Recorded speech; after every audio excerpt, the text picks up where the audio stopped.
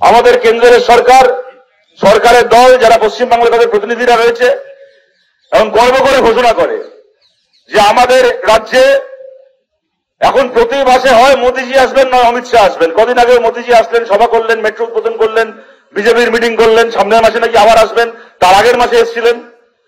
যত ভোট এগিয়ে আসবে মোদির আশা অমিত শাহর আশা বাড়বে, সভা বাড়বে, মিটিং বাড়বে, মিছিল বাড়বে। রাজ্যের কোটি কোটি মানুষ তারা সবাই মোদিকে কি বিজেপিকে সমর্থন করে বলে নয়, কিন্তু দেশের প্রধানমন্ত্রী আমাদের রাজ্যে আসছে, আমাদের রাজ্যের ব্যাপারে সভা করছেন, কথা বলছেন। তিনি কি বলছেন, আমাদের রাজ্য নিয়ে কি ভাবছেন, আমাদের রাজ্যের মানুষের কোন সমস্যার জন্য কি পরিকল্পনা করছে কেন্দ্র সরকার, শোনার জন্য কোটি কোটি মানুষ কান পেতে থাকে। দুদিন আগে যখন সভা হলো তখনও আপনারা কান পেতে শুনেছেন। সেই সভা আমরা কি না শুনলাম, ভারত পাকিস্তান শুনলাম, হিন্দু মুসলমান শুনলাম, আমাদের রাজ্যের নাকি চরিত্র পাল্টে যাচ্ছে, মুসলমানের সংখ্যা বেড়ে যাচ্ছে, হিন্দুর সংখ্যা বেড়ে যাচ্ছে, থেকে শুরু করে গরুর মাংস, শুয়োরের মাংস কি না আছে যা আমরা এদের ভাষণে শুনি। কিন্তু যবে থেকে মোদী প্রধানমন্ত্রী হয়েছে তবে থেকে নিয়ে আজকে পর্যন্ত আপনাদের জিজ্ঞেস করছি যে অসংখ্যবার আমাদের রাজ্যে এসে সভা করেছেন। এই মালদার মানুষকে জিজ্ঞেস করছি, মানিকচক থেকে শুরু করে, মোথাবাড়ি থেকে শুরু করে, ভূতনির চর থেকে শুরু করে বিস্তীর্ণ এলাকার মানুষকে জিজ্ঞেস করছি, কবার ক মুহূর্তের জন্য মোদির মুখে এই মালদায় মুর্শিদাবাদে নদী ভাঙনের কথা শুনেছেন? এই যে নদীর ভাঙন, গঙ্গার ভাঙন, গতকাল বিকেলবেলা যেখানে গোটা গ্রাম ছিল, ঘর ছিল, সংসার ছিল, মানুষের বাড়ি ঘরদোর উঠেন ছিল, পরের দিন সকালবেলা নদীর তলায় তাকিয়ে দেখুন মাইলের পর মাইল খালি নদী। কেউ থেকে কল্পনা করতে পারবে না আরেক দিন রাত্রিবেলা সেখানে একটা গোটা গ্রাম ছিল, সেখানে শয়ে শয়ে মানুষের বাস ছিল। এরকম ভাবে দিনের পর দিন মানুষের ঘর সংসার ভেসে যাচ্ছে। কি কেন্দ্রের সরকার, কি রাজ্যের সরকার, মুখ্যমন্ত্রী, প্রধানমন্ত্রী, তাদের মুখে মালদা মুর্শিদাবাদ দিয়ে কি না শুনবেন? আরে আমাদের রাজ্যের এই মালদা মুর্শিদাবাদ জেলা আপনারা জানেন বিভিন্ন কারণে গত 3 বছর ধরে, 4 বছর ধরে, 5 বছর ধরে আমাদের রাজ্যের রাজনীতিতে এমন একটা দিন যায়নি যেদিন নাই মালদা মুর্শিদাবাদ জেলাকে নিয়ে আলোচনা না হয়েছে। কি কারণে আলোচনা? এখানে মন্দির ভাঙা হচ্ছে, ওখানে মসজিদ ভাঙা হচ্ছে, এখানে হিন্দু এলাকায় হামলা হচ্ছে, ওখানে মুসলমান এলাকায় হামলা হচ্ছে, এখানে দাঙ্গা হচ্ছে, ওখানে সরস্বতী পুজো বন্ধ হয়ে গেছে, এখানে মহরমের তাজি আটকানো হয়েছে। গত 4 বছর ধরে, 5 বছর ধরে এমন একটা দিন যায়নি যেদিন কিনা এই মালদা জেলাকে নিয়ে, মুর্শিদাবাদ জেলাকে নিয়ে আমাদের রাজ্যের রাজনীতিতে কথা হয়নি, খবর হয়নি। কিন্তু ওরা বলেছিল বাংলায় লাল হটাও, বাংলা ভাষাও। লাল তো হটে গেছে বাংলা থেকে, যবে থেকে বাংলা থেকে লাল হেঁটে গেছে, নবান্নের মমতা গিয়ে বসেছে, দেশের মাথায় মোদী গিয়ে বসেছে। খালি লাল হাঁটেনি, তার পাশাপাশি আমাদের রাজ্যের, আমাদের দেশের রাজনীতি থেকে গঙ্গা ভাঙন থেকে শুরু করে মানুষের সত্যিকারের সমস্যাগুলো ঘটে গেছে। এখন সেগুলোকে সরিয়ে এখন হিন্দু মুসলমান খেলা হচ্ছে। গত 2.5 বছর, 3 বছর, 4 বছরে এই মালদা জেলার বিশেষ করে ভাঙন পীড়িত অঞ্চলে তৃণমূলের নেতাগুলোর যা চরিত্র দেখেছি, এরা মনুষ্য সমাজের লজ্জা। শরীরের মানুষের রক্ত থাকলে কেউ এই জিনিস করতে পারে না যে এমনকি ভাঙন এলাকায় গিয়ে তৃণমূলের নেতারা করে। আমাদের চোখে দেখা ওখানে গার্লস স্কুলে, বিনগরের ওখানে গার্লস স্কুলে 2016 সাল থেকে বিশ্বাস করা যায় না ক্যাম্প চলছে। 2016 সালে যে মানুষের ঘর চলে গেছিল, আজকে 2025 সালের অগাস্ট মাস, 9 বছর হয়ে গেল তারা ক্যাম্পে বসে আছে। এর মধ্যে রাজ্যের ভোট হয়েছে 2বার, এর মধ্যে দেশের ভোট হয়েছে 2বার।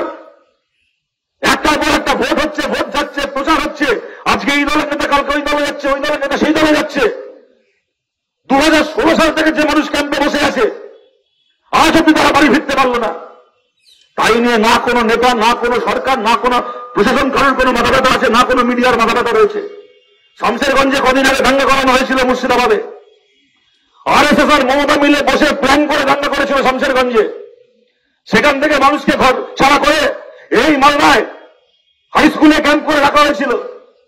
যে কদিন ওখানে এই ক্যাম্প চলেছে আমরা দেখেছিলাম বিজেপির নেতা থেকে শুরু করে রাজ্যপালের ট্যুরিজম তাকে বলে, প্রত্যেক দিন আজকে শুভেন্দু, কালকে সুকান্ত মজুমদার, তারপরের দিন রাজ্যপাল, তারপরের দিন বিজেপির এই নেতা সেই নেতা, তারা দাঙ্গার নামে ক্যাম্প দেখতে আসছে।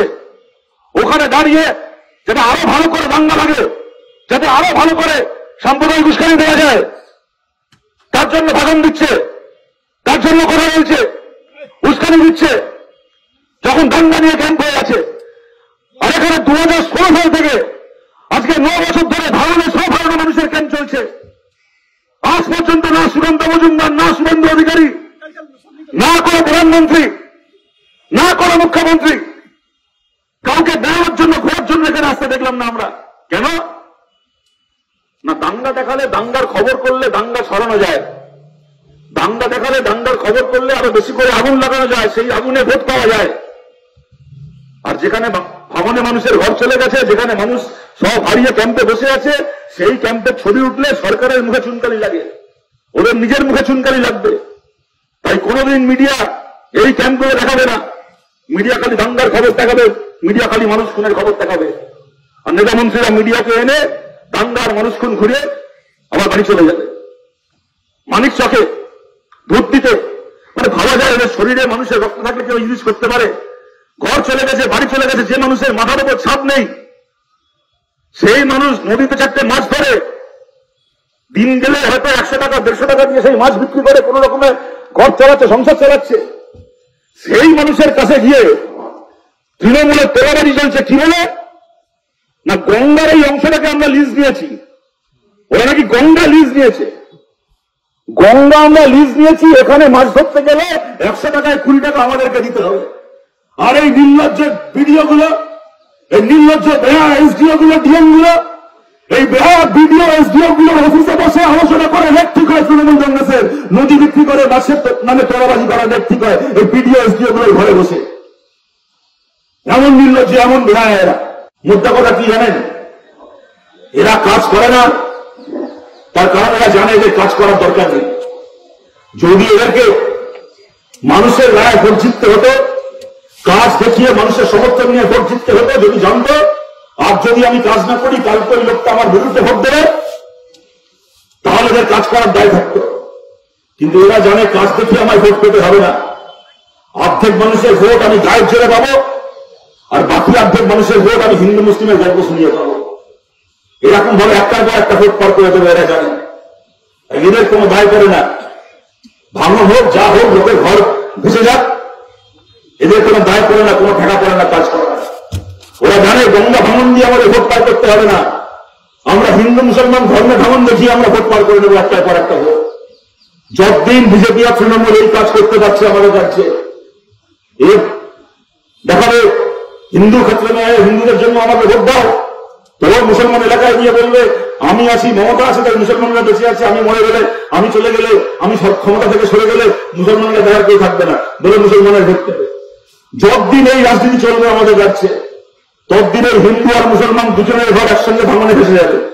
হিন্দু আর মুসলমান দুজনের ছেলে মেয়ে আর স্কুলের পরীক্ষা চাকরির পরীক্ষায় বসতে পারবে না। হিন্দু আর মুসলমান দুজনের ছেলে মেয়েকেই এই রাজ্য ছেড়ে 200 টাকা 300 টাকা দিনমজুরির কাজের জন্য অন্য রাজ্যে চলে যেতে হবে। একটার পর একটা ভোট এইভাবে বার হবে। আমরা হাজার মিটিং করি, হাজার মিছিল করি, হাজার ডেপুটেশন দিই না কেন, পরিস্থিতি পাল্টাবে না। যদি পরিস্থিতি পাল্টাতে হয় তাহলে আমাদের নিজেদের পাল্টাতে হবে। যদি পরিস্থিতি পাল্টাতে হয় তাহলে আমাদের রাজ্যে এরকম ভাবে ধর্ম দেখিয়ে ভোট করা পাল্টাতে হবে। আর এখন কেন্দ্র সরকার ঠিক করেছে, একদিন তো হিন্দু মুসলমান করে ভোটটা পার করে দিচ্ছিল, এখন আরো বড় পরিকল্পনা করেছে মোদী সরকার, এসআইআর। এসআইআর মানে কি? একদিন জনগণ ভোট দিয়ে সরকারকে নির্বাচিত করতো, জনগণ ঠিক করতো কে সরকার হবে। আর এখন সরকার ঠিক করবে কে আমার দেশের জনগণ হবে। সরকার বসে লিস্ট বানাবে, সরকার চাইলে আপনি জনগণ, সরকার না চাইলে আপনি জনগণ নন, আপনার ভোটার লিস্ট থেকে নাম কাটা। মোদী আপনার ঘর নিয়ে নিয়েছে আর মোদী আপনার ভোট নিয়ে নেবে। তারপরে হাতে একটা চাল ডালান সরষের তেলের প্যাকেট ধরিয়ে বলবে সরকার রিলিফ দিয়ে দিলাম, এবার তোমার যা করার আছে করে নাও। তাই এই পরিস্থিতির বিরুদ্ধে যদি লড়তে হয় তাহলে আসুন আমরা শপথ দিই, হিন্দু মুসলমানের নামে একটার পর একটা ভোট এদেরকে পার করতে না দিয়ে যে কাজগুলো এদের করার কথা, যে দায়িত্ব এদের পালন করার কথা, সেই দায়িত্ব এরা পালন না করলে তার কৈফিয়ত এদের করার জন্য আমরা আদায় করবো। আমাদের যে কমরেডরা আজকে ইরিগেশন দপ্তরে এরা দরজায় তালা দিয়ে 4টে পুলিশ দাঁড় করিয়ে ফেলেছিল আমাদেরকে আটকাবে, আমাদের যে কমরেডরা লাঠি মেরে ওই দরজার তালা ভেঙে ভেতরে ঢুকেছে তাদেরকে লাখো লাল সালাম জানিয়ে, এবং ভবিষ্যতে আজকে ইরিগেশন দপ্তরের দরজায় লাঠি মেরে তালা ভাঙা হয়েছে, দরকার হলে কালকে নবান্নর দরজায় লাঠি মেরে আরো বড় তালা ভাঙা হবে। কিন্তু যতদিন পর্যন্ত রাজ্যের সরকারকে আর কেন্দ্রের সরকারকে বাধ্য না করা হচ্ছে তাদের করণীয় কাজগুলো করতে, ততদিন পর্যন্ত আমরা রাস্তা থেকে সরছি।